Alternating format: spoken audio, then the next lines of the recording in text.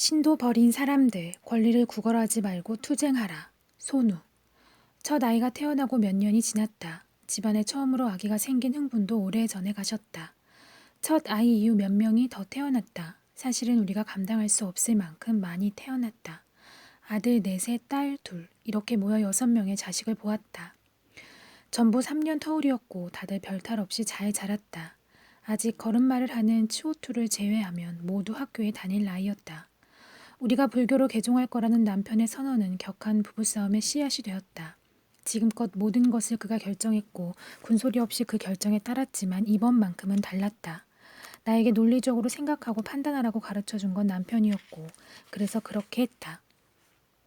지금 힌두교가 마음에 안 든다고 바꾸자는 거예요? 종교가 옷이에요. 마음에 안 든다고 바꾸게? 손우, 뭐 잘못 먹었어? 그냥 내가 시키는 대로 해. 그가 호통을 쳤다. 언제나 당신. 다모다르 룬자지 자다 부뿐이죠. 나는 뭐예요? 나는 미천한 손우라서 당신이 하는 말에 무조건 고개를 끄덕이고 그림자처럼 뒤에서 걸어야 하나요? 나는 개종을 할 거고 내 아이들도 그럴 거야. 당신 아이들? 당신 아이들이라고요? 내가 악을 썼다. 그리고 당신도. 우리가 전부 개종할 이유는 없어요. 나는 물러서지 않았다. 내 말대로 해. 그가 딱 잘라 말했다. 당신 말대로 하고 있는 거예요. 혼자 힘으로 생각하라고 했잖아요. 그래서 지금 그렇게 하고 있어요. 고개만 끄덕이면 짐승이나 다름없다면서요. 남편은 충격을 받았다. 눈을 치켜뜨고 나를 쳐다보았다. 나는 엉덩이에 손을 얹고 그 앞에 버티고 서서 같이 쏘아보았다. 뭔가에 홀리기라도 한 것 같았다. 나는 내 아이들이 자라서 당당하게 살아가길 원해. 존경받는 사람이 되길 원한다고. 바바사헤브의 말대로 학교에도 보낼 거야. 그런데 힌두교도로 남는 한 계속해서 열등한 인간 취급을 받을 게 분명해. 사회에서 존경받는 위치에도 결코 오를 수 없을 거야. 내 아이들은 우리 같은 고통을 겪게 하고 싶지 않아. 당신 아이들이라고요? 나 4배 아파 낳은 아이들이에요. 내가 소리를 빽 질렀다. 목소리가 덜덜 떨렸지만 물러날 수는 없었다. 바바사헤브의 가르침에 따라 아이들을 학교에 보낸다고 세상이 당신을 칭찬할지는 몰라도 그런다고 아이들이 당신께 되나요? 그 아이들을 낳은 게 누군데요? 10달 동안 뱃속에 품고 있었던 게 누군데? 그 고통스러운 진통을 치른 게 누군데? 남편은 지금 이 사람이 자기가 화를 내면 겁이 나서 덜덜 떨던 손우가 맞는지 모르겠다는 듯이 어리둥절한 표정이었다. 그동안 남편이 결혼할 때의 손우, 말 잘 듣고 수줍음 많고 고개를 숙여 눈을 피하던 손우의 모습에 익숙해져 있었다. 하지만 그는 혼자 힘으로 생각하는 법을 가르쳐 주었고 나도 이제는 내 생각을 말할 배짱이 생겼다. 나는 손을 정신없이 흔들어댔고 목소리는 점점 높아졌다. 집에 와 있던 나주카가 깜짝 놀랐다. 어머, 언니 왜 그래요? 이제 오빠를 함부로 대하는 거예요?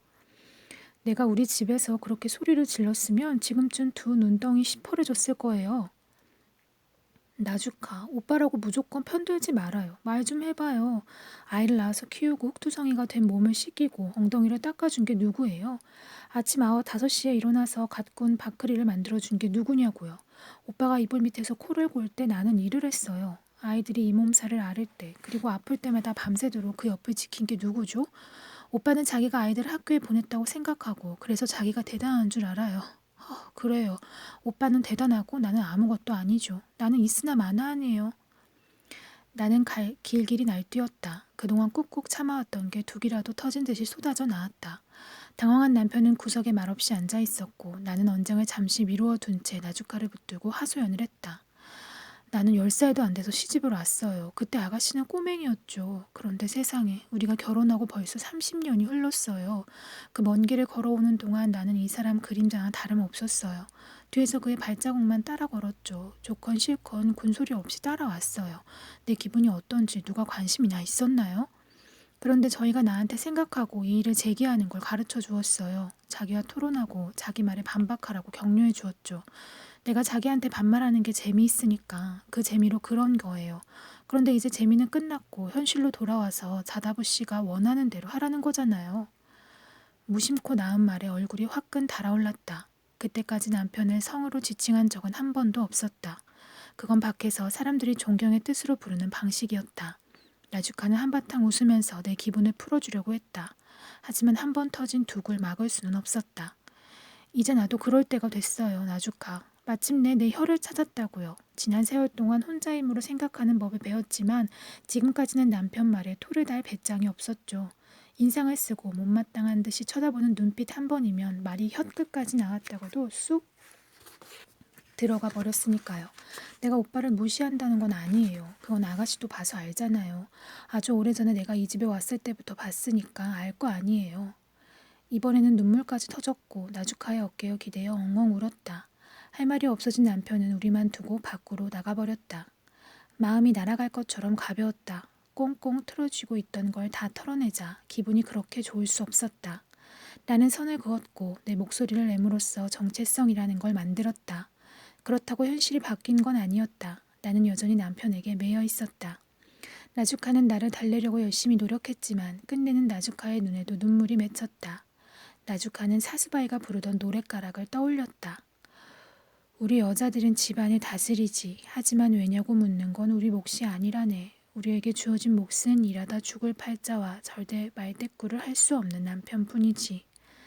나는 평생 남편의 뜻에 따라 살아왔다. 하지만 더 이상은 순순히 따라갈 수 없었다.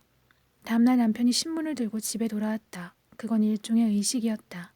남편은 이웃 사람들을 모아놓고 신문을 샅샅이 읽고 귀를 쫑긋 세운 사람들에게 신이 나서 설명을 해주었다. 나는 남편이 글을 잘못 읽는다는 걸 알았기 때문에 진짜로 신문에서 읽는 게 얼마고 전해들은 게 얼마일지 궁금했다. 남편은 소식이 떨어질 때가 없었고 모르는 게 없는 것 같았다. 토마스터와 함께 있을 때건 친구들과 함께 있을 때건 그가 아는 이야기는 오로지 최근의 운동 경향에 대한 것뿐이었다. 하긴 남자들이 정치 이야기를 하는 건 자연스러웠다. 바바사헤브가 어떤 선언을 했고 간디가 어떻게 반대를 했고 누가 개최한 집회에 더 많은 군중이 모였다더라 하는 이야기들.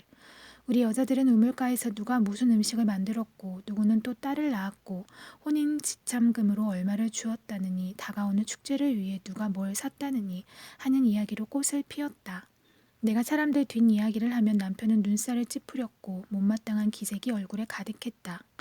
아유, 손이 그런 쓸데없는 얘기를 제잘거려서 얻는 게 뭐야. 노세 수준은 벗어나야지. 이 나라에서 어떤 일이 벌어지는지 달리트의 대의를 위해 할 수 있는 일이 뭔지 생각해봐. 이리 와서 뭔가 쓸모있는 걸 좀 읽어보도록 해. 그러면서 남편은 신이 나서 나를 옆에 앉혀놓고 읽기 연습을 시켰다.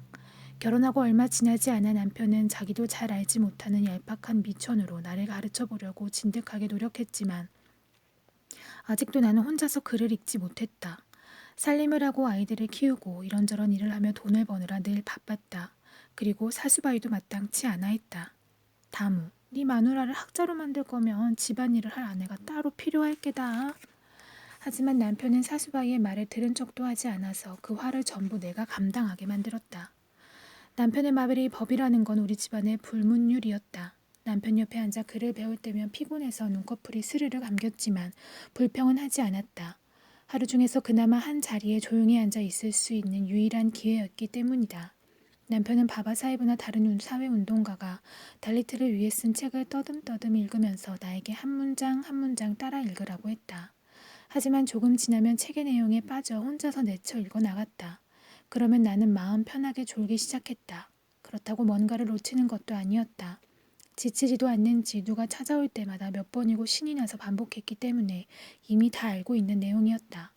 들어줄 사람이 없으면 나주카나 사수바이를 붙들고 이야기를 했다. 두 사람이 그다지 관심이 없다는 것쯤은 아랑곳하지 않았다. 그런 식으로라도 바바사헤브의 가르침에 대해 들은 것이 나즈카와 나에게 영향을 미쳤다. 우리는 청결과 단정한 차림새에 대한 바바사헤브의 생각에 감명을 받았다. 사람들에게서 인정받고 달리트로서 자긍심을 느끼기 위한 첫걸음은 철저한 위생과 단정하고 깨끗한 옷차림이라고 했다. 우리는 매일 목욕을 하기 시작했고 깨끗이 빤 옷을 단정하게 차려입었으며 머리는 말끔하게 쪽을 지었다. 집안을 깨끗하게 치웠고 황동솥과 냄비도 반짝반짝 윤이 나게 닦았다. 밖에서의 행동거지에도 변화가 생겼다. 달리트라는 사실을 떳떳하게 밝혔다. 예전에 시위나 집회에 나갔을 때는 오로지 남편이 참가해서 따라갔을 뿐이다. 그러다가 차츰 나도 믿음을 갖게 되었다.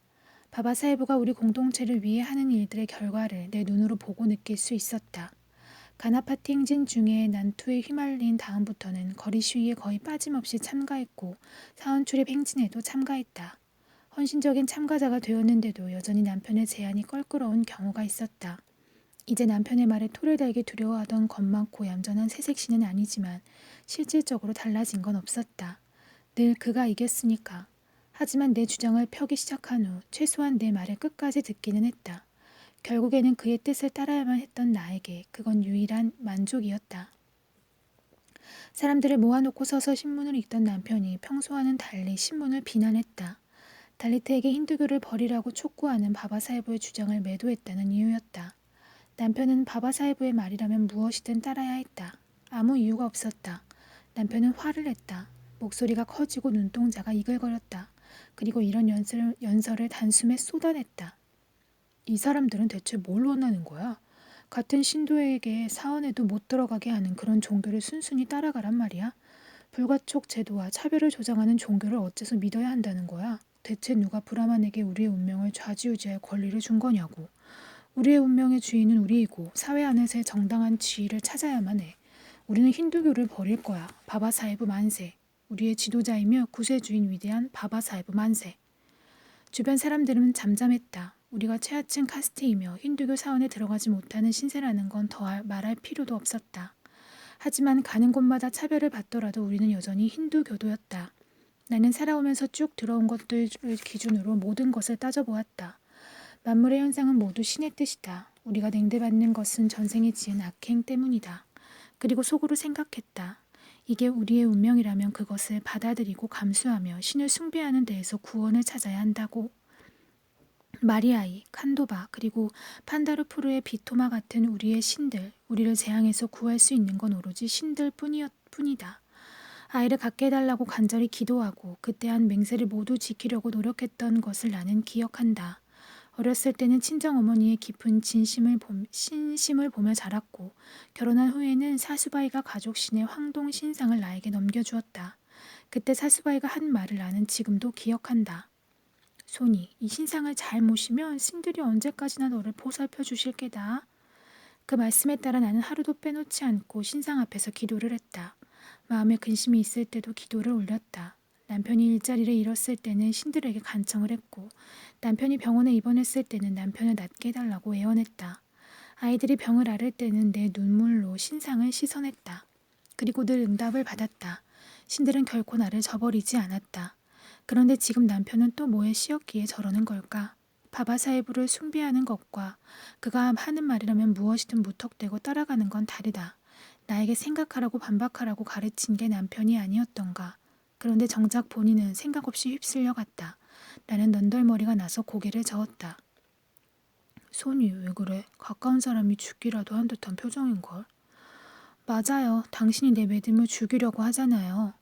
내 목소리에 담긴 도끼는 내가 듣기에도 섬뜩했다. 그렇지 않아. 지금 우리가 하는 행동은 인간으로서 우리 자신에 대한 믿음을 되살리기 위한 거야. 우리를 반기지 않는 종교를 포기하는 것뿐이라고. 우리는 힌두교도로 태어났고 우리 조상들도 전부 아무 의의 없이 힌두교도로 살았어요. 이제 와서 그걸 포기한다는 당신의 말 한마디에 우리가 힌두교도가 아닌 게 되진 않는다고요. 말은 하고 싶은 대로 할 수 있지만 과거를 지워버릴 수는 없어요. 남편은 껄껄 웃었다. 와, 손이 말솜씨가 보통이 아닌걸? 나는 눈을 부릅떴다. 얼마든지 비웃어요. 상관없으니까. 아무튼 내 생각과 느낌은 그래요. 당신은 늘 나보고 생각도 못한다고 그랬지만 당신이 틀렸어요. 누구나 먹고 마시고 살면서 행복과 슬픔을 느낄 수 있듯이 생각할 수 있는 능력은 누구에게나 있어요. 전에는 내가 어린데다 당신이 무섭기도 했고 내 생각을 다른 사람한테 어떻게 말해야 할지 몰랐던 것 뿐이에요. 그동안 오냐오냐 했더니 머리가 어떻게 됐나 보군. 바락바락 대드는 것 좀 봐. 그날 나는 늦도록 잠을 이루지 못했다. 이번에는 남편이 우리 모두를 대신해서 내린 결정을 순순히 따르지 않을 작정이었다. 바바사헤브의 말대로 우리는 우리의 권리를 위해 싸우고 존엄성을 되찾아야 한다. 맞는 말이다. 하지만 그렇다고 신과 종교까지 주물럭거려야 하나? 그건 너무 지나친 처사가 아닌가. 마음 저 깊은 곳에서는 결국 남편을 따르게 될까봐 겁이 났다. 나는 옳은 일을 할 수 있는 힘을 달라고 마리아이에게 조용히 기도했다. 그런데 어찌된 일인지 남편이 나를 뭄바이로 데려가던 날 친정어머니가 들려준 말이 떠올랐다.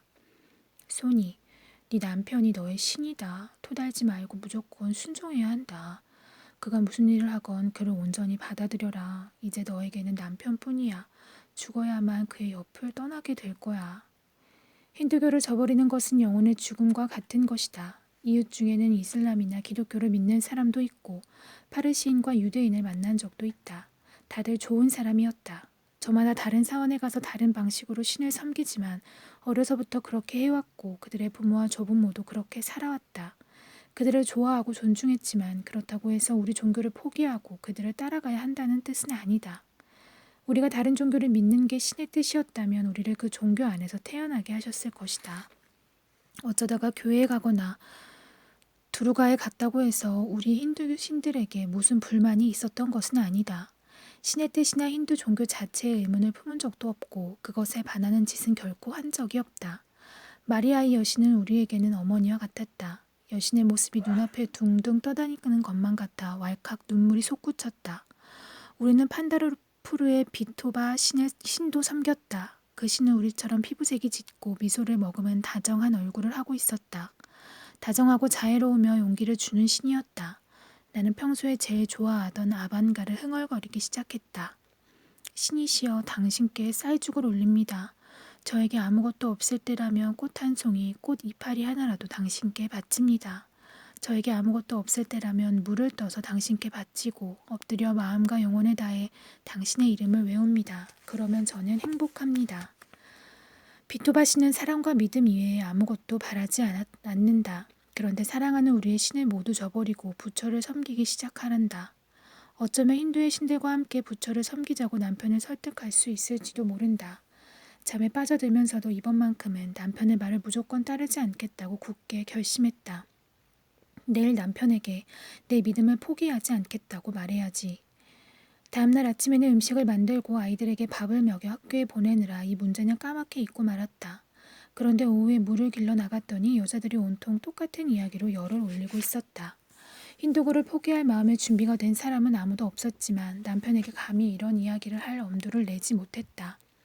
잠자코 이야기를 듣고 있었는데 결국 다들 남편의 뜻을 따르겠다고 결론을 내리자 분통이 터졌다. 나에게는 최악의 상황이었다. 머리는 지끈거리고 힘이 하나도 없었다. 건성건성 집안일을 했다. 속 시원히 엉엉 울고 싶은 마음뿐이었다. 마리아이 앞에 엎드려 신의 뜻을 알려달라고 애원하고 싶었다. 남편은 내 침묵이 거슬렸는지 처음으로 아이들 앞에서 나에게 언성을 높였다. 소니, 나 아직 안 죽었어. 남편 초상 치른 것처럼 굴지 좀 마.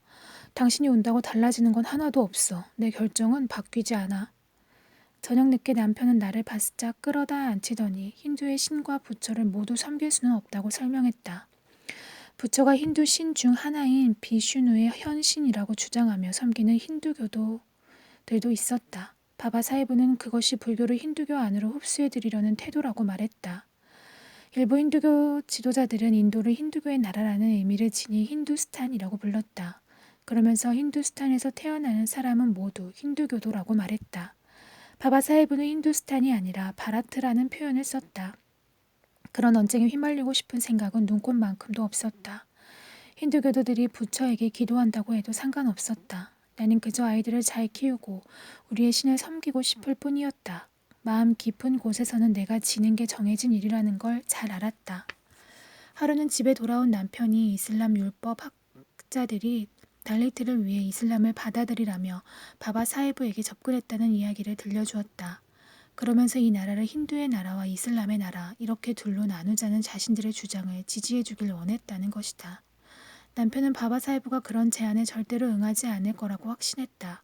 바바 사헤브는 인도를 깊이 사랑했고 이 나라의 발전을 위해 평생을 헌신했다. 바바 사헤브는 인도가 영국으로부터 독립하고 달리트는 차별로부터 자유로워지기를 원했다. 기독교의 선교사들도 달리트의 개종에 정성을 쏟았다.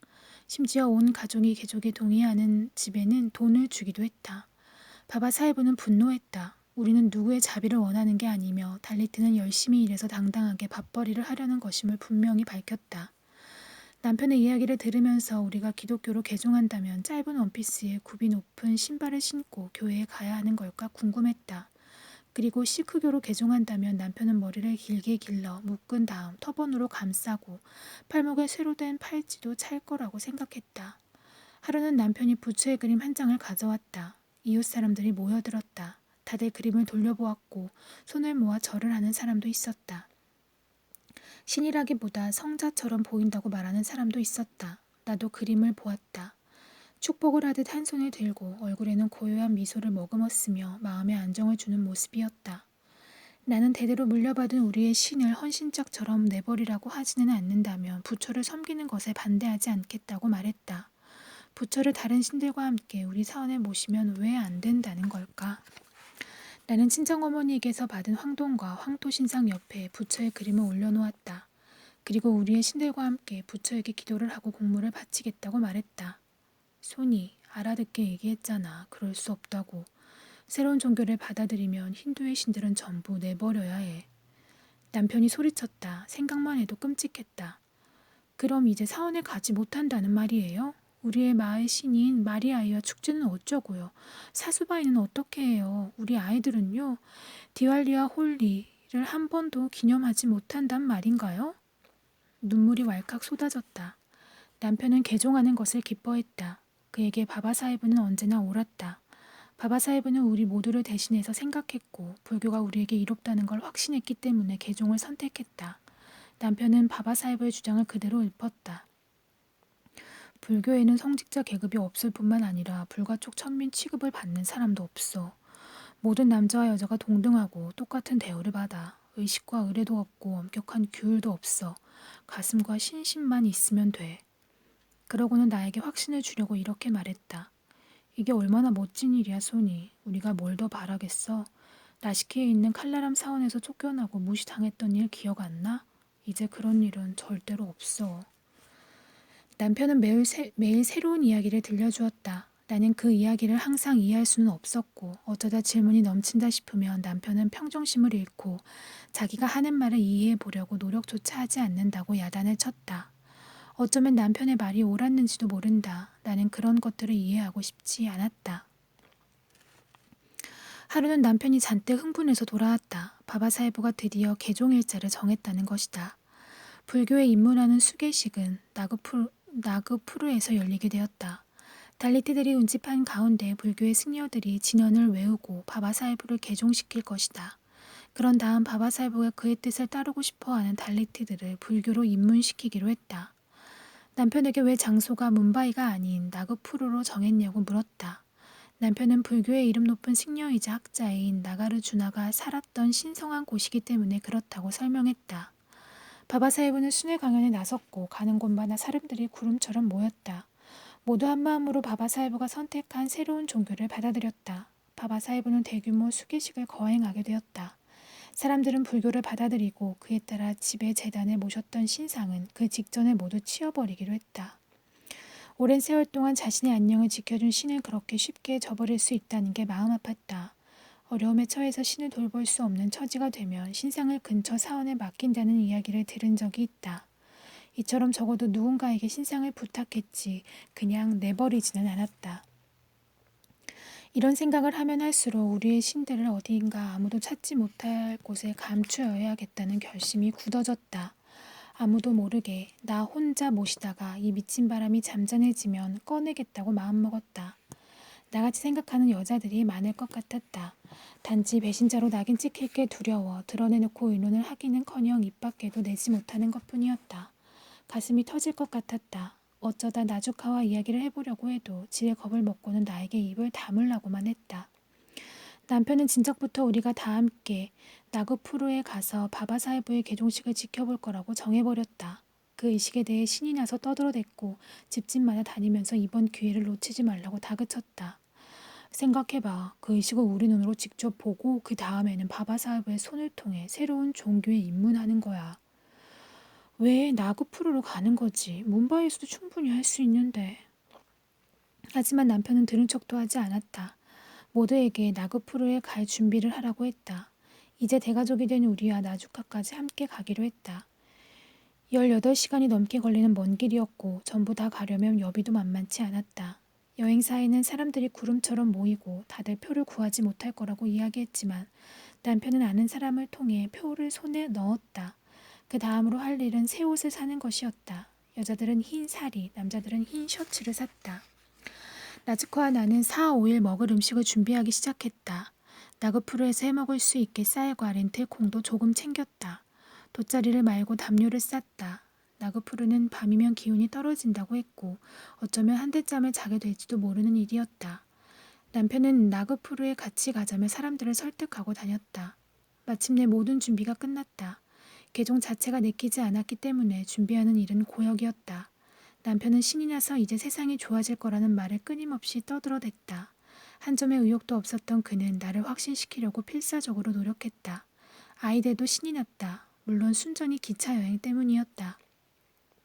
기차는 이루 말할 수 없이 붐볐다. 통로는 물론이고 화장실 앞까지 사람들로 빼곡했다.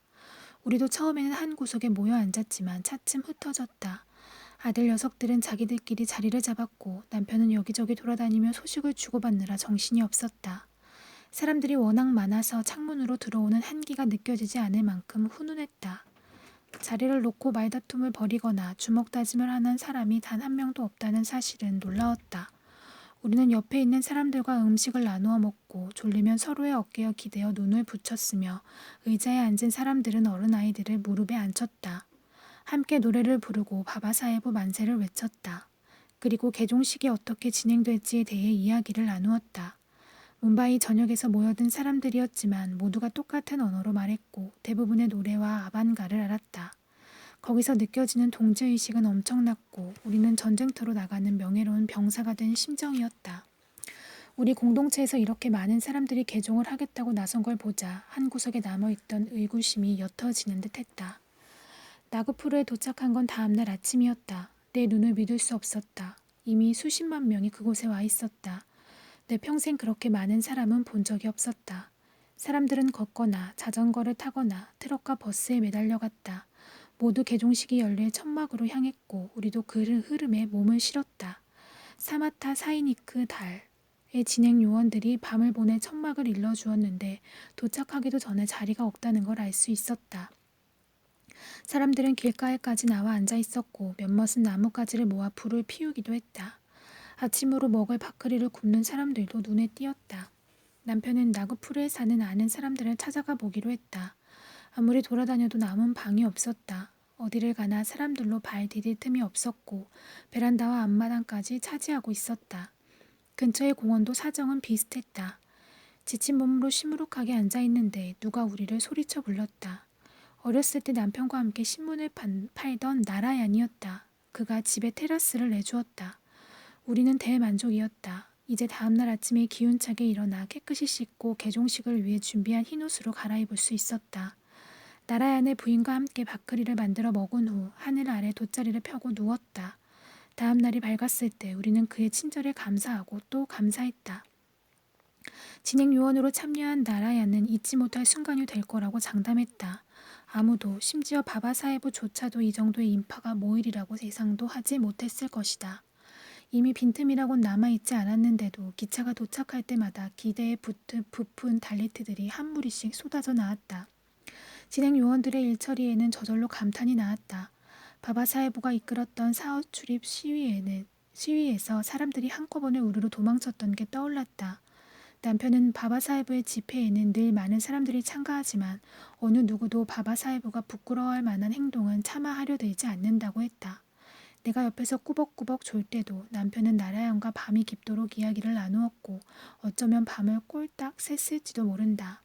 우리는 동이 트기 전에 일어나 몸을 씻고 준비한 새 옷으로 갈아입었다. 바크리와 차로 간단히 아침을 먹고 서둘러 집을 나섰다. 개종식이 열리는 디크샤 부미는 걸어서 금방이었지만 사람이 워낙 많았기 때문에 슬슬 기어가야 했다. 아침 6시밖에 안 되었는데도 비지를 깨끗이 한 거리에서는 순수함과 신성함이 느껴졌다. 진행 요원들이 행사장 안으로 들어갈 사람들에게 줄을 서도록 안내하고 있었다. 우리는 다행히 자리를 구했고 행사장 안은 하얀 파도가 출렁이는 바다처럼 보였다. 진행 요원들은 한 번씩 호각을 불어 사람들이 조용히 하도록 했다.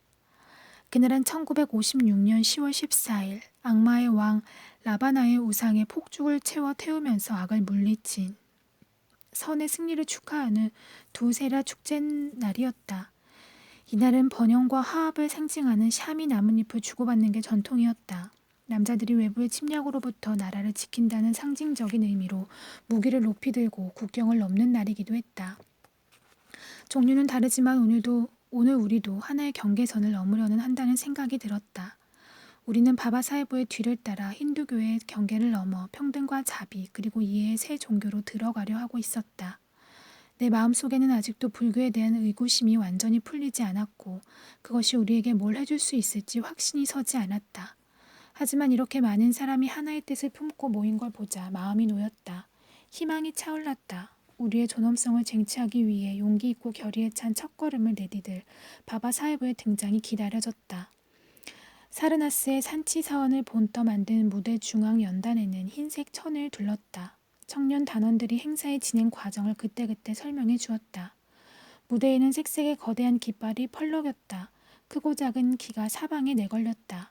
탁자 위에는 절하듯 엎드린 호랑이상 2마리 사이에 커다란 황동 불상이 모셔져 있었다. 그 앞에는 향로가 놓였다. 9시가 되자 삭발한 승려 4명이 자주색 승복을 입고 죽장과 사발을 들고 입장했다.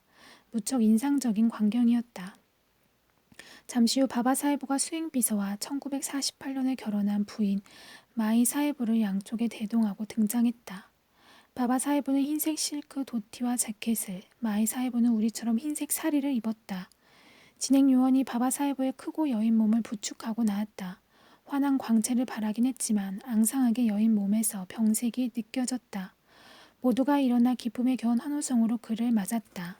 자이빔과 바바사헤보는 승리한다는 구호가 터져나와 이러다 천막이 날아가지 않을까 걱정될 정도였다.